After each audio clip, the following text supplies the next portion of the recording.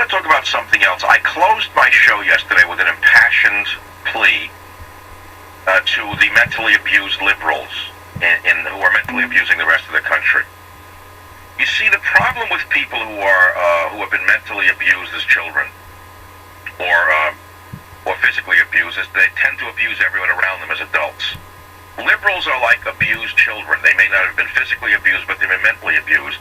And now that many of them have power, they're abusing the rest of us to get even though we're not their enemy.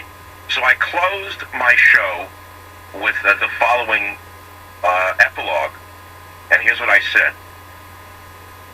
I said how liberals can have such hatred in their hearts for people like myself, how they will take the side of the Islamic extremists over the president and over the troops, how they will take the side of the enemy in virtually every interchange, and can only be answered with one statement: liberalism is a mental disorder, and I don't have the cure for it.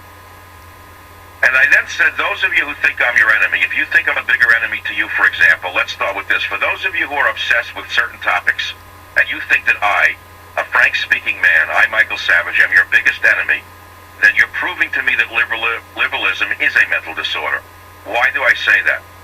Because I do not pose any direct threat to any of you. Who does pose a direct threat to you? Our common enemy.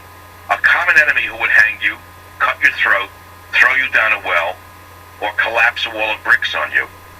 So a man who speaks out trying to defend all of us becomes your enemy. Why? Because you're sick. Because you're mentally ill and you need help. You need more help than you can imagine, but you'll be the last person to understand how sick you are. What it's going to take to wake you up is anyone's guess. I have a pretty good idea what it's going to take. It'll be like 55,000 degrees over your city, and they'll be cheering throughout the Middle East. And then one of you or two of you who are spending all of your days and nights now attacking Michael Savage will then come to understand that you have had bigger problems and bigger enemies than I. I don't expect you to change. I know you're mentally ill. I know that, and you can't help yourself. The mentally ill cannot heal themselves. I then go on to say, all you snotty liberals who look over all of these things like it means nothing. What's wrong with you? When did you lose your soul? When did it exactly happen? Was it the pot in high school?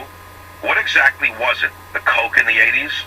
When do you think as a liberal you lost your soul? What did it to you? What was the turning point?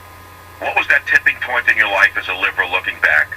When you lost your soul and started to hate America, and you started to hate everything that was normal and sane about this country. When did you lose your perspective on reality, is what I'd like to ask you. See, I don't hate liberals. I've got to make that very clear.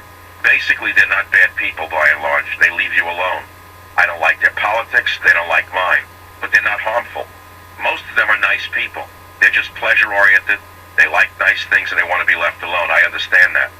But how they could have such hatred in their hearts for people like myself, who spend their every waking minute with every fiber in their being, trying to wake America up to the danger it is in, how they will take the side of the Islamic extremists over the president and over the troops, how they will take the side of the enemy in virtually every interchange, can only be answered with one statement: liberalism is a mental disorder and I don't have the cure for it. But I will never relent in my desire to awaken all of America with God's will, and that's how I closed the show yesterday.